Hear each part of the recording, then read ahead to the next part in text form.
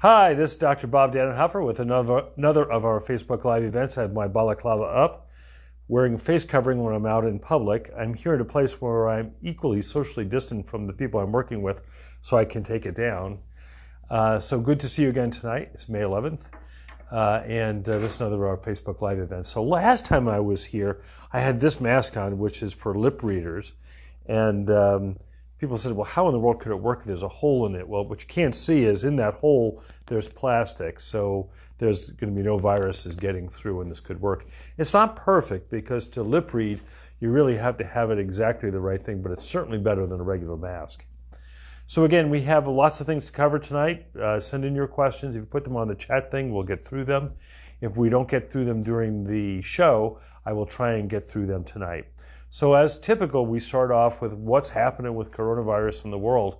What's happening in the world is still continuing to spread, well over 4 million cases, 280,000 deaths. And what we're seeing now is that it's really taking hold in areas where it really hadn't been very much before. So South America, which had been one of the last continents to get involved, now has got a big outbreak in Brazil with many thousands of cases and deaths. Peru and Ecuador also seem to be places where there's lots of disease at this point. Ecuador had one day where they had 400 deaths in a single day in Ecuador, really big. And the other place we're seeing a lot of new cases is in Russia. Now, Russia claims very few deaths, but I'm not really believing that. But they have lots and lots of new cases. Europe is still struggling now. They're past their peak, but they're still having a lot of disease and a lot of deaths. And the United Kingdom, which was a little late to the game, is now the second in deaths in the world. So still a fairly grim situation in Europe. In the US, New York and New Jersey and Connecticut seem to be kind of over the worst of it. But we're seeing really big outbreaks in Minnesota, Illinois, and Texas, and Georgia's also seeing a lot of new cases. So we're worried about that because these are places that have started to open up a little bit. And when they open up and start to see an increase in cases, we worry. Oregon, very flat. 20 to 80 new cases a day for the last month now without a real big spike up or a real big spike down. We're now starting to consider cases in Oregon if they're confirmed. That is, you got a positive test or presumptive.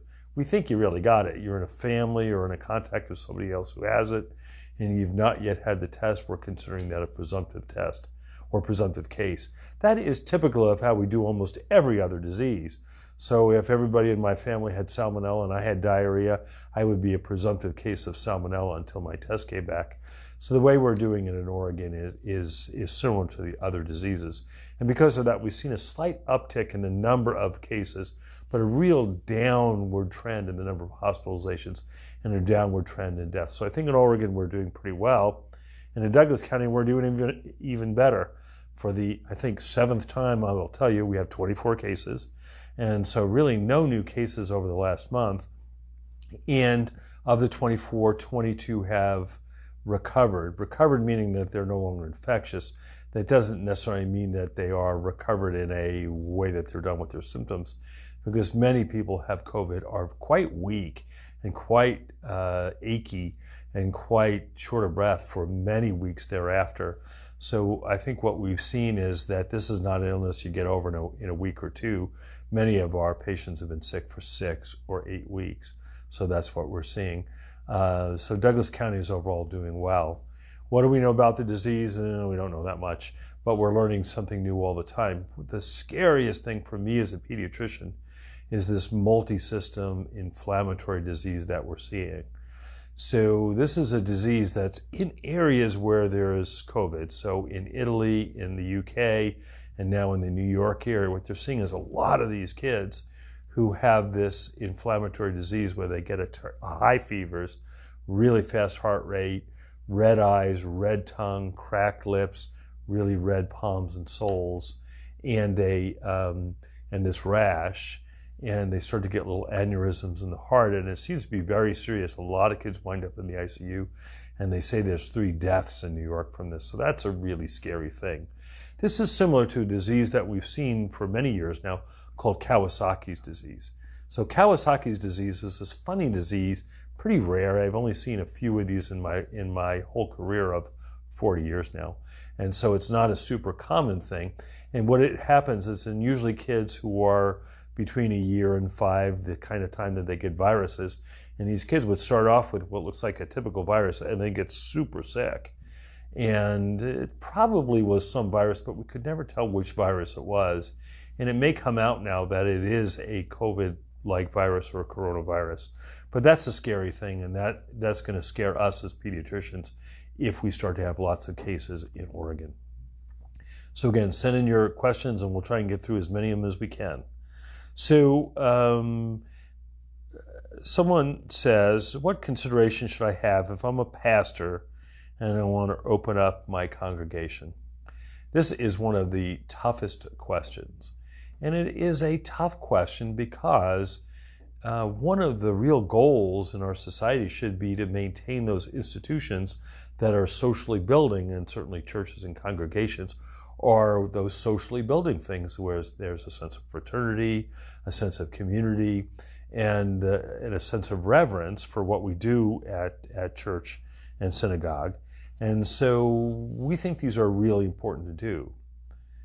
On the other hand, when we look at events that are risky, events that are indoors, events that have lots of people indoors, like a church, events where people are singing seems to be high risk, and then areas where you stay for more than 20 or 30 minutes at a time, like church, are high risk. So church events are high risk. And when we look throughout the world, many of that super spreader events actually have occurred at churches. So there are some risks. And so this is one of the toughest ones for me to know what to do. There's some things you could do without. I mean, NASCAR racing, you really could do without NASCAR racing for a year, but can you do without church for a year? I don't know, and that's why this is a tough one. So I talked with a pastor last week about how they might do it. And he said, well, what would be a way we could do it that would be very low risk? And so he said, well, what if you rented out the Doc Stewart's field? There's about 500 seats there. There were only about 300 people in the congregation. And people come in family groups of 2 or 3. What if you had people in family groups of 2 or 3 separated by 6 feet? That would be outdoors, so it would be lower risk. There would be good social distancing among family groups. And yet you'd still be able to pray and pray together. Now, it certainly would not be the same as being at church. It certainly would not be the same as the hugs and handshakes that we do at church. But it would at least have some of the things and would be relatively safe. So church things we worry about because we know that that's where some of the super spreader events have been. I think I have not seen the guidance for religious things yet from the state, so it'll be interesting to see what they say. But the next question is, what about salons and gyms? Well, I actually have seen those, and I was on a phone call today with the salons about what's to do, and they have very, very reasonable rules. You shouldn't have people come in if you're sick. You should wash your hands before you take care of them. You should maybe have them wash their hair at home so you don't have to wash it there. You should use a new cape for each person. All things that I think when I talked to the people who work in salons, they thought were not unreasonable to do. I have not seen the official gym ones yet. I did see a draft of it, and they look similarly reasonable. Probably shouldn't have wet towels in the shower room. Probably should do a lot of hand washing. It probably shouldn't have people sweating and breathing on others. But all things that I think are going to be logical things for places to reopen up. So the considerations are you should look at those sector guidelines. For example, the sector guidelines on the hair salons are very detailed. And I think if you went through those, you'd be able to do it. We think that the hair salons are going to be able to do this without very much disruption. Now, they're probably not going to be able to see as many clients as they did before, but I think they're going to be able to see at least 50% or maybe more of what they did before, and that'll get us back because some of us are getting pretty shaggy. So one of the questions is the virus mutating? It is, and we know this virus mutates. We know all viruses mutate. And imagine what it is, though, is you have a book and this book would be about 10 pages long of code. And it's basically little misspellings that get in it. And so for most things, you could still read the book perfectly fine, even if it started to have a few misspellings. And that's what the mutation is. The question is it mutating in a way which is important? There was a report last week that the spike protein, which is the protein that allows us to get into the cells, had changed, and that this new spike protein in the new mutation was stronger and more virulent than the previous spike protein. As soon as they put that out, there are a lot of people say, it's a bunch of hogwash. So I don't know what the answer is, but I do know the virus is mutating a little bit. If it mutates a lot, that could be problematic in a couple of ways. It could be problematic because some of the mutations could be stronger than the previous, some could be weaker. And so this could either get stronger or weaker. But the other thing is, if it's mutating quickly, it may be harder to find a vaccine. So I don't know yet. We'll know a little bit better. So Crystal says, are we opening on May the 15th? Is there any word? And the word I got is we're going to find out soon. Of course, that's not very helpful. It is May the 11th now, so it would be certainly nice to know somewhere before the 15th. I got a hint that it's going to happen in the next 3 days. Well, it's the 12th, 13th, or 14th. So I get a hint that it's going to happen in the next few days, and as soon as we know. What we do know is the state reviewed our application and had no further questions, and that usually is a good sign. So Christy says, when will the county open up daycare? So daycare actually is one of the ones that goes in phase 1, and daycare is going to open up, but it's going to open up with some changes. I think drop-in daycare is not going to happen. I think you have to be the same group of kids. I think the number of kids is going to be less, and I think there's going to be some restrictions, certainly restrictions on kids coming to daycare sick. Now, as a pediatrician, I see a lot of kids. It's going to be hard to find, if you have to send everybody from daycare, if they're the least bit sick, there aren't going to be very many people left. So daycare is going to be certainly different. So with the new developments with the new childhood illness, will they require a vaccine when we have one? Yvette asks. Even without the new illness, kids should probably get the vaccine because we do think that kids get this disease and may be a source of spread. So even if this is not related to this new illness, kids should certainly get this. Kids should certainly get the new vaccine. This new illness sounds scary. So Veronica asks, is our testing defective? It's hard to believe we have such a small number of cases, Veronica asks. Our testing is not defective. We have now 5 different labs we get it from. We have some people who do a lot of tests, but then a lot of people who do other tests. We're doing a lot of tests. We have over 1,400 tests now. And so I don't think so. Yes, I always count my lucky stars that we have such a small number of cases. But I think there are a couple of reasons why the number of cases is small. It's not just Douglas County. Jackson County, Josephine County, and Curry County all have a small number of cases, and Coos has a small number of cases if you get rid of Shutter Creek. So it's not just Douglas County, it's all of Southern Oregon, and so we're all doing it slightly differently. So to suggest that there's something defective, I don't think that's the best answer. I think the best answer is that we've just not had any big super spreader events in Southern Oregon. So what these super spreader events are events that spread to a tremendous number of diseases very quickly. So, we think back to the Diamond Princess cruise ship, then we think to the Teddy Roosevelt aircraft carrier, then we think to the Smithfield plant in South Dakota. And those are super spreader events that you go from just a few cases to hundreds of cases. And knock on wood, we just have not had those super spreader events, and we've been lucky. And when we look around the country, there are a couple of places that have been similarly lucky. Montana is another place that's been similarly lucky. Why Montana? I don't know. But Montana's been very lucky in not having any super spreader events, and they too have a very low rate like Oregon does.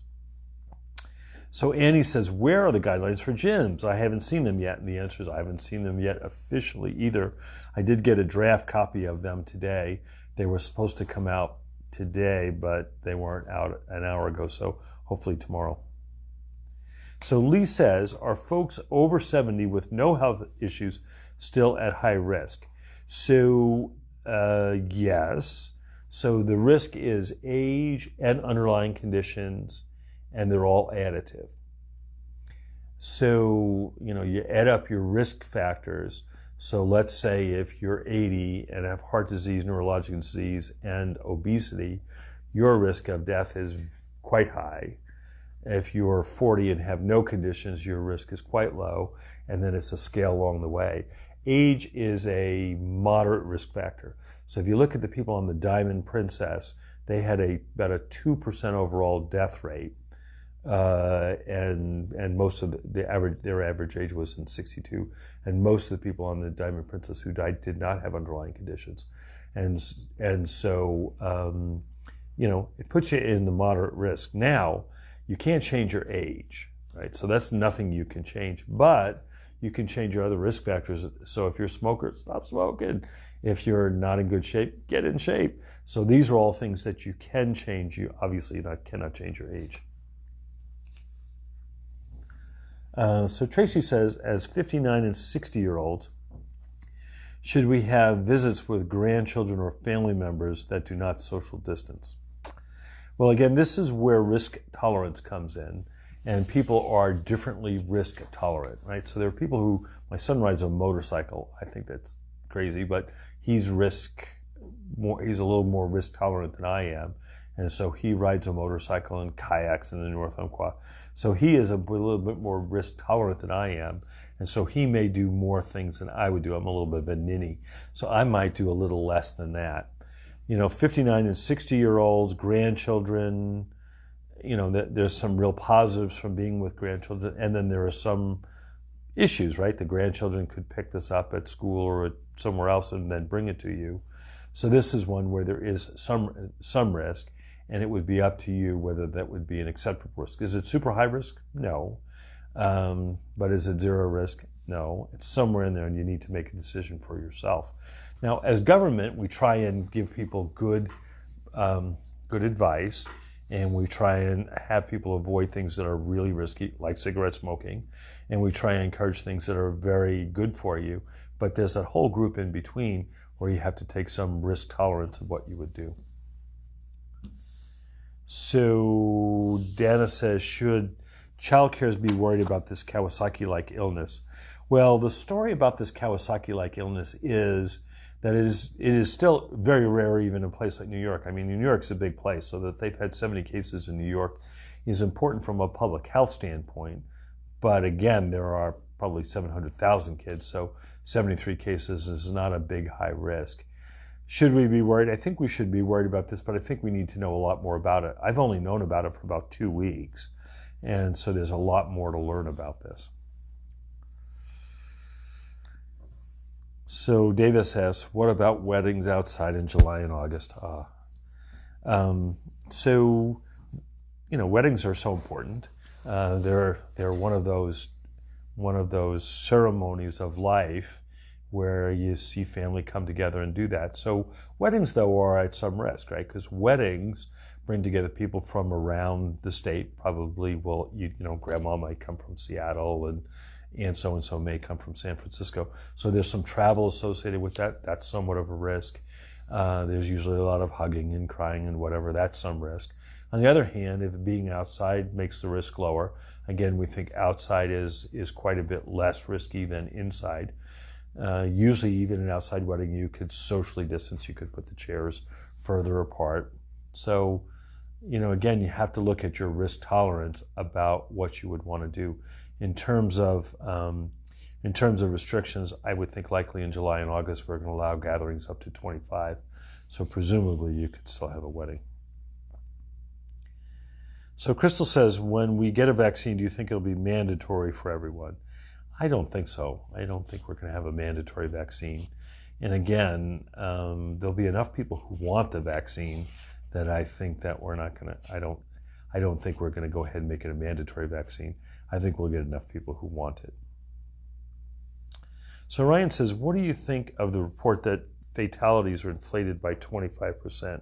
This is an interesting question, right? So when you look in New York, they had a lot of deaths at home. So I told this story a few weeks ago that my cousin is a cop in Manhattan. And he said during the worst of this time, every day, they spent days getting calls that, so-and-so died in their apartment. and then they stood watch until the coroner got there.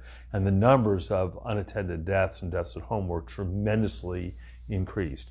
I saw a note today that was about 5,000 deaths that occurred in New York, more than you would expect.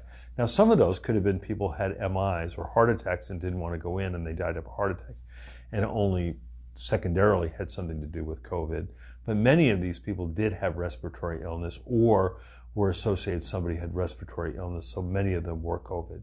So I think in this, we're not going to know the exact death rate. If you counted none of those excess deaths of COVID, you would almost certainly undercount. If you counted all of them as COVID, you would almost certainly overcount, but it's somewhere in that number. Now, again, most of the deaths that happen with COVID do occur in hospital.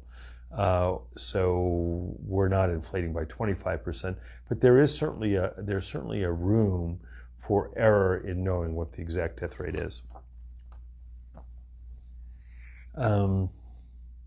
So Linda says, is it safe to open outdoor pools with social distancing at an apartment complex?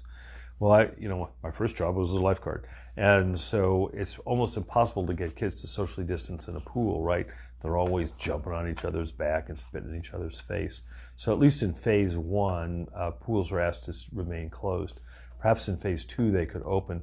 I'm not sure how you socially distance kids at a pool. Now, if you had a lap pool and the adults were swimming 6 feet apart, that would be safe. But I will tell you, when I worked as lifeguard at the pool, that happened maybe like 10 minutes a day. The rest of the time, it was kids laying on top of each other. So Stacy says, why do we have regions in the governor's reopening plan? So we do these by regions called health preparedness regions. And regions 3 and 5 are together, and we're in that region. And the reason we have it is that the region kind of depends upon each other for regional hospital services. So Douglas County has a pretty good hospital, but for example, we don't do neonatal intensive care, we don't do high-level trauma, we don't do neurosurgery. So we rely on hospitals in Eugene and Medford to help us there. So we really do work as a region when it comes to that, and that's why on the governor's reopening plan we want to do this as a region. So for example, if Douglas County was ready to open, but Lane County and Jackson County were not because their hospitals were overwhelmed or whatever, then it really wouldn't make sense for us to reopen, because then if we had a lot of cases that needed to go north or south, they couldn't. And that's the reason we did it as a region. And actually, when you look in this region, there are some really tiny hospitals that have almost no resources. So if you think of like Coquille or Lowonqua Hospital, just very small hospitals, they really depend upon hospitals like Bay Area, and then Bay Area depends upon Sacred Heart. So that's the reason we did it as a region. Yeah, so Nancy says, what are your thoughts on the correlation between deaths and vitamin D? And so vitamin D has been sort of the darling vitamin for a decade now, where people have associated low vitamin D levels with bad outcomes. And so you'd say, well, that's pretty easy. Give everybody vitamin D and that should improve outcomes, but it doesn't seem to. And I think I think what this does is this low vitamin D levels are correlated with people who spend a lot of time inside, because vitamin D is a naturally occurring vitamin that you can get from foods. But the other way to get it, and the best way to get it, is to go outside and have some sunshine. So I take a lot of noontime walks, and that 15 or 20 minutes of sunshine at noon on your arms and face is enough, not to get sunburned, but is enough to go ahead and have your body make vitamin D.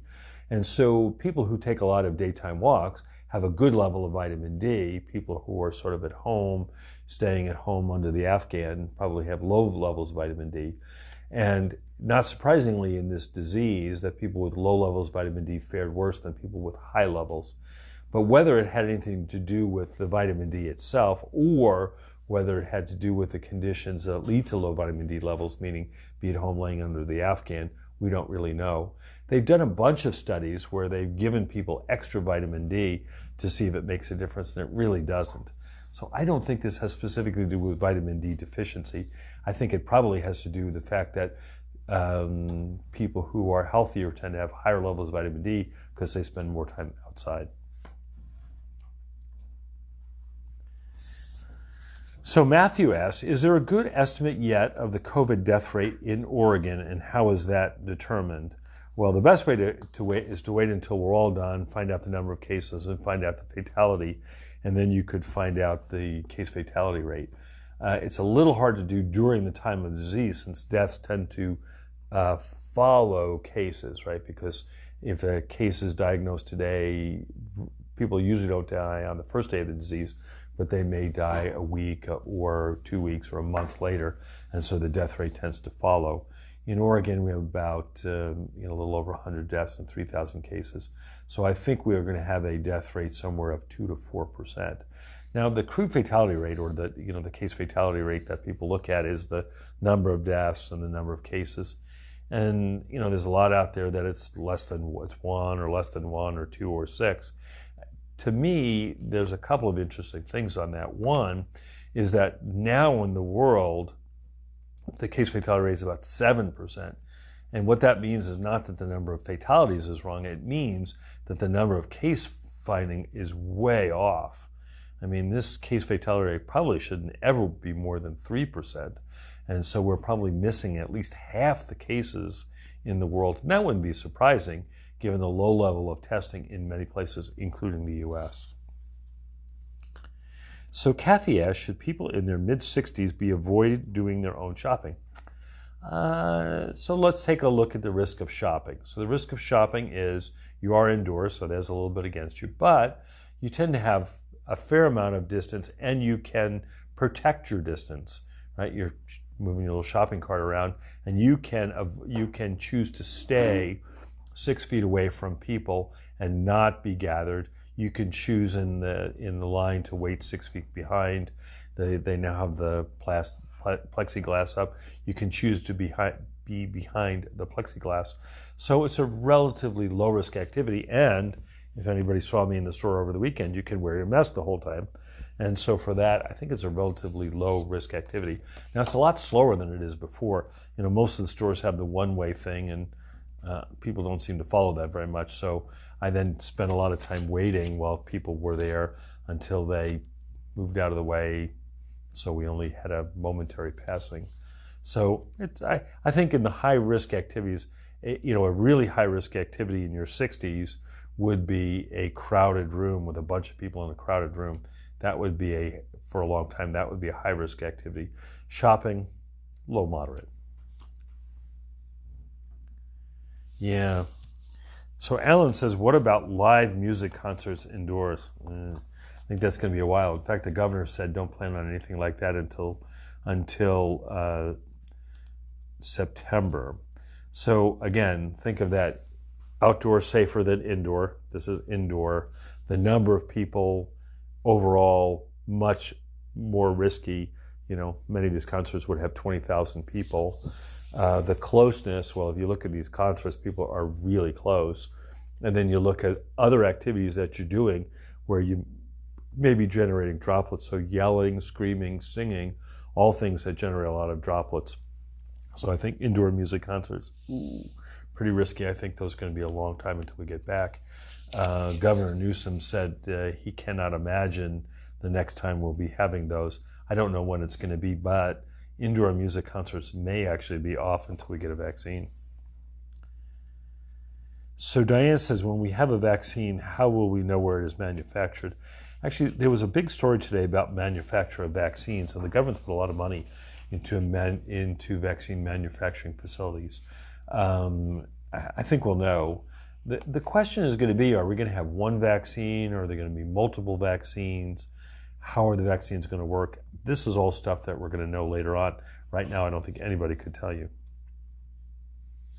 So Laura says, do I feel that public schools will open this fall? And will football be safe? So I'll go second to first. So Dr. Fauci said, I can't imagine football being safe. You get these guys on the line who are huffing and puffing and cursing at each other, and then they all get in the huddle and they huff and puff. That's kind of a risky deal. The other risky part is the stands.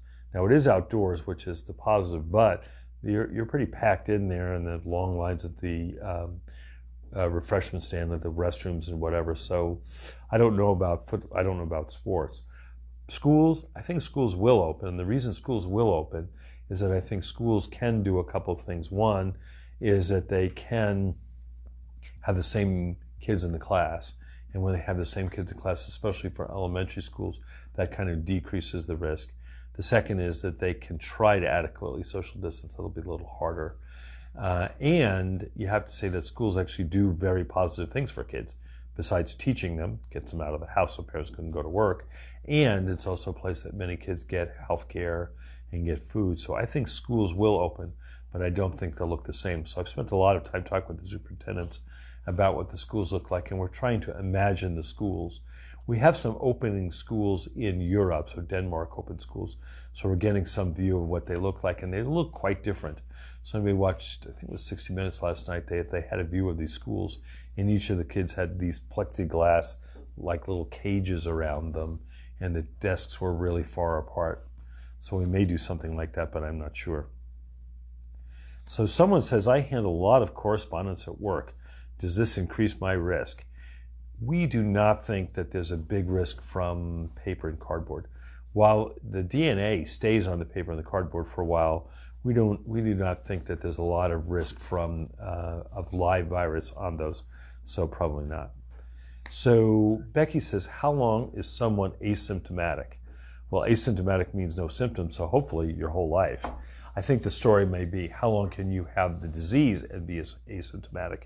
And so we've learned a lot actually from the cruise ships, because they've screened a lot of people. So for example, on the Teddy Roosevelt, which is not a cruise ship, I know it's an aircraft carrier, but it's like a cruise ship for young men. And most of those guys were asymptomatic initially, although many of them did develop symptoms later on. And similarly on the Diamond Princess, a lot of these people were asymptomatic initially and then developed symptoms. So some people can remain asymptomatic through the entire course. Some people are asymptomatic for 1, 3, or 5 days and then become symptomatic. Where they are the people we think spread it the most. And then there are some people who get symptomatic on the first day.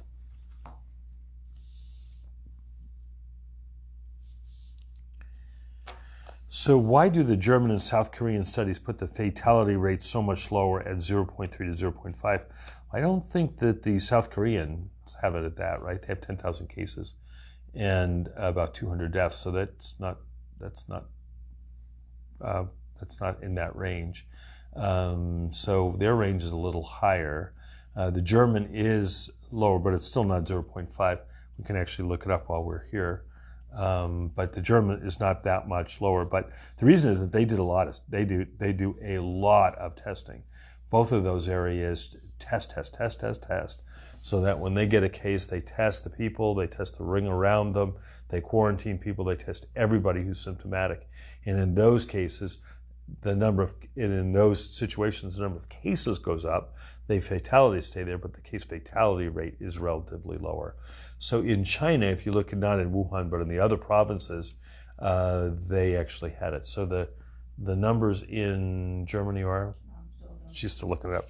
We'll get those in a bit. So Curtis says, are the numbers in our area higher or lower than what you expected 3 or 4 weeks ago? Curtis asks, well, when we got to 24, I think only the most optimistic person would suggest we'd stay at 24 for 3 or 4 weeks. I think at that point we'd expected we would go up by a few a week. So thanks so much to people of Douglas County for doing such a good job of social distancing, and to the great people I work with at Douglas Public Health Network who really track down these cases. And they have been tracking these down like detectives. So, you know, I like to watch the occasional detective show, but these guys are like disease detectives, trying to track down all the places people have been and all the exposure they might have had, and to track that down. So I think their good work and the good work by the people in Douglas County and good luck has led us there. So the numbers are, I would have not guessed that we would stay at this low number. So do you think we will have a county fair? Charlotte asks. Yes, we will have a county fair, but not in 2020.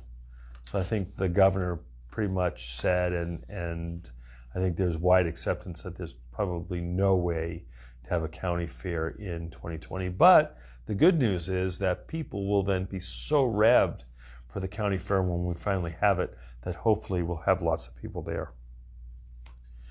So Dan asks, what about casinos and their entertainment venues? Well, casinos are moderate risk. Again, they're indoors. People tend to be quite close. They tend to have relatively high-risk people at the casinos. On the other hand, they do have some advantage, and the advantage is they can shut off machines so that they can sort of enforce social distancing, because people are not going to sit at a machine that's turned off. And so they can enforce social distancing. And they have excellent air handling at the casinos. And with excellent air handling at the casinos, they're somewhat low risk. I don't know what's going to happen at the casinos. The casinos are many times on tribal land that have different rules, so I do not know what's going to happen there. Okay, so let's get the German numbers here. Okay, so 172,000 cases in Germany, 7,661 deaths. The case fatality rate, 4.43%, so it's not 0.5% in Germany. Now, I will tell you that in both Germany and in South Korea, they're able to get their case positivity rate, that is when they do tests, they're able to get their case positivity rate to that level less than 1%, and that means that they've tested enough to get rid of it. So in Douglas County, we're getting close. We're just at 1%. Yeah. So why are some local restaurants being allowed to have dine-in services against all advice? So again, there's no social distancing police here, and there's no close your restaurant down actions here. I mean, we're really asking people to do that. I mean, imagine you could make an issue out of it, but that's not the way I want to use. That's not the way I think we should be using police and other services. So local restaurants are not supposed to be open yet for dine-in services, but you know, the most important thing is I want people to do good public health things. And the good public health things is be sure you socially distance. The good public health things is if you're in public and you can wear a mask. The good public health things is not to come to work when you're sick. The good public health things is to wash your hands a lot. So those are the things I would stress. I prefer not to get into the politics. So Tammy says, have you heard any problems with poor quality made KN95 masks distributed locally? Tammy asks. So anybody who's been watching has been known for like 3 or 4 weeks. I've been saying I worry about KN95 masks because there's claims that some of these are counterfeit. If you can counterfeit a Rolex, it's pretty hard to. It's so much easier to counterfeit a KN95 masks, and indeed, that's what we've seen. Is that the KN95 masks that were imported to this country are of varying quality. Some apparently are fine and meet the things, and some are not. And it's really hard to tell which ones meet and don't meet. So the FDA has recommended that people do not use KN95 masks as high-level protection. Now, I can use them as regular protection, but people paid a lot of money for these masks, $3 to $5 a piece. And to have them only be the equivalent of surgical masks is really a pity. But again, this is because people were desperate and got these masks. And when people are desperate, fraudsters really have a totally open field to come in. All right. So Matt says, is it safe to assume that with each new strain, it would be possible that you'd have new signs and symptoms and make it extremely difficult to treat? It certainly is possible that that could happen, but usually when they're new strains. So the thing that we know the most about are HIV and influenza, which do have new strains that come up all the time. And with influenza, you may have different levels of severity of the disease, but the disease itself is pretty much the same. Certainly with HIV, as HIV changes, sometimes it's more or less virulent, but the disease is pretty much the same. So I don't think the total disease would change, but it may become more or less virulent, and you might have some new symptoms, but I think this is going to remain a pulmonary and vascular disease. So, this is a great this is a great question because it lets me use my fire analogy here. So are you concerned about another outbreak when we open up again? And how long would you suggest at-risk people to stay home after opening? Well, in this first phase, we are suggesting that high-risk people stay home. So if we open up restaurants and bars, I'm not certainly suggesting that high-risk people go to restaurants and bars. So in the first phase, high-risk people should stay home. And am I concerned about another outbreak when we open up again? Absolutely. So, we've used a lot of fire analogies here about how we do this. And I think it's time for another fire analogy. So it's like we've had this forest fire burning all throughout Oregon. And we've been lucky. We've had a little bit of rainy and drizzling weather. We've had a lot of people trying to put out the flames. But once we open again, it's like the weather turns hot and dry and windy. And these fires can whip up again. And they can whip up and send embers and get into these big massive fires.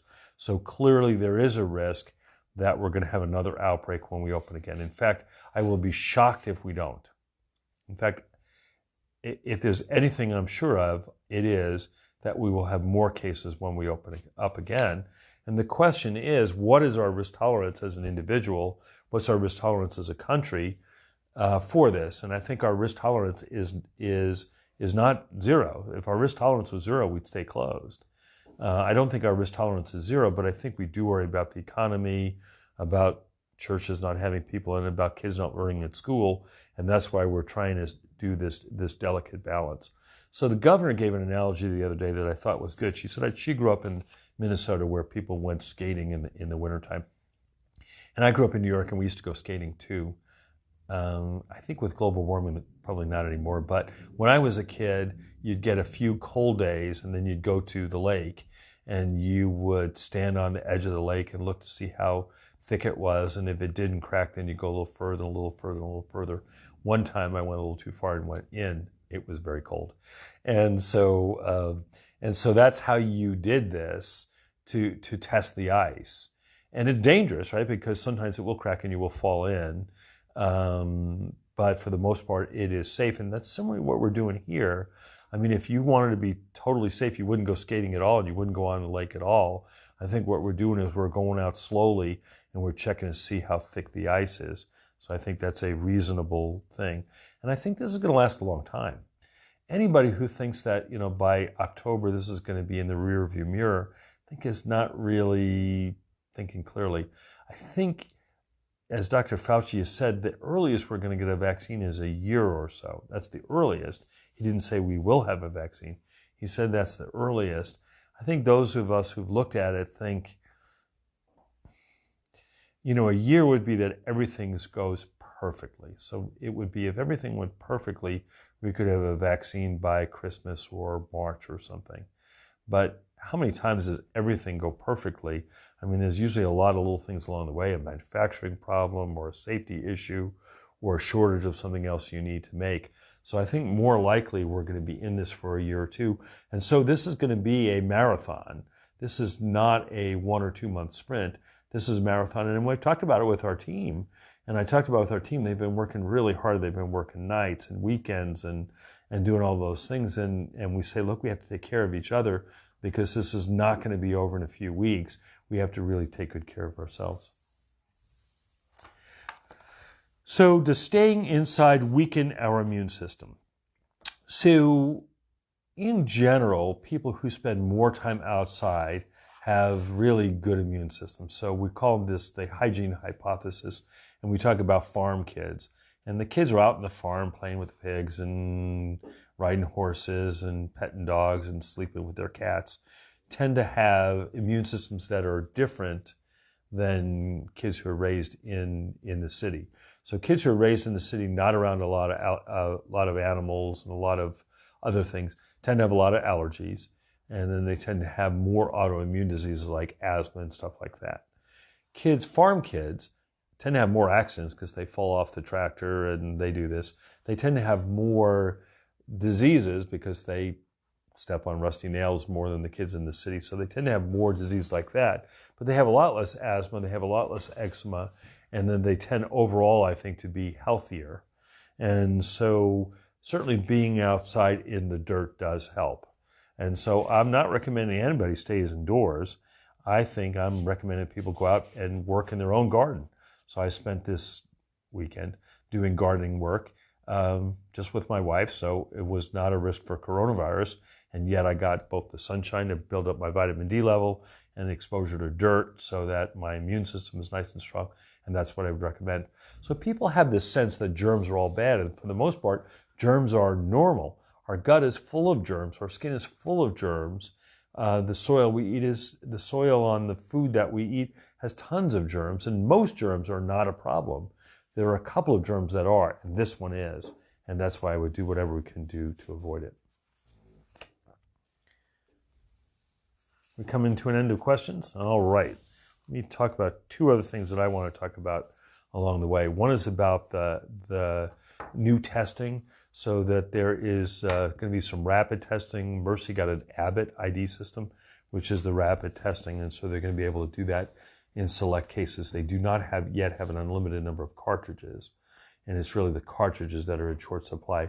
But now we're going to have more widely available rapid testing in Douglas County. I think they're going to use that so for things like emergent surgeries, and they want to check for the COVID status before that, and maybe some really sick people in the ICU.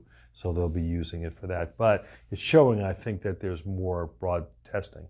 The other thing I want to point out is the difference between serology and molecular testing. And I saw the most lovely graphic today that Vanessa here put together.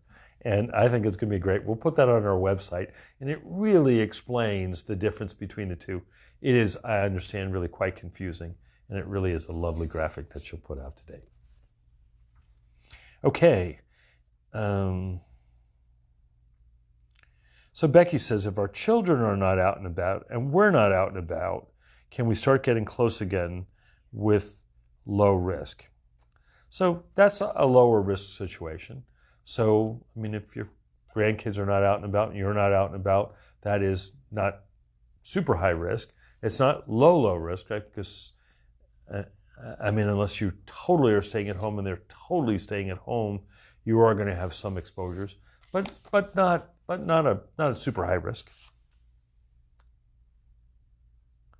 So Matt says, from what I understand, true herd immunity doesn't happen in one generation, but can take 2 or 3 generations. Can you explain? So if you're talking about herd immunity to a virus like measles, so we'll take measles, and I'm an old guy, so I had wild measles. And so typically what would happen is measles would go around each year, and you'd have a big outbreak of measles, and all of the kids who were in school and their younger kids at home would get it. But there would be some kids who were the oldest kid in the family who weren't in school yet, and they wouldn't get it. And then when they got to be second or third grade, there'd be another outbreak, and then they would get it. And that's how herd immunity would develop. So unless there was a 100% attack rate, and there's no disease that has a 100% attack rate, you'd have to wind up and get the disease to get herd immunity. But herd immunity is only going to work if having the disease is protective. And this is still one of the things we're not sure about, is having this disease once, does this give you protection from getting it again? And we don't know. Now, I think a good study came out this week suggests that almost everybody makes antibodies. That's good. Do those antibodies protect you? We don't know. And do those antibodies protect you for a long time? We really don't know. So they may protect you in the short run. So when we look at the other coronaviruses that cause colds, you rarely get the same coronavirus twice in 1 year. So you probably do have some short-lived immunity. But again, this study that looked at people who had coronavirus antibodies, then get challenged with the virus, they all got it. And so it does not appear to be a long-lasting antibody, but we don't know. So herd immunity works especially in areas where you have either lots of repeated exposures or you develop lifelong immunity, and we don't know yet in this disease.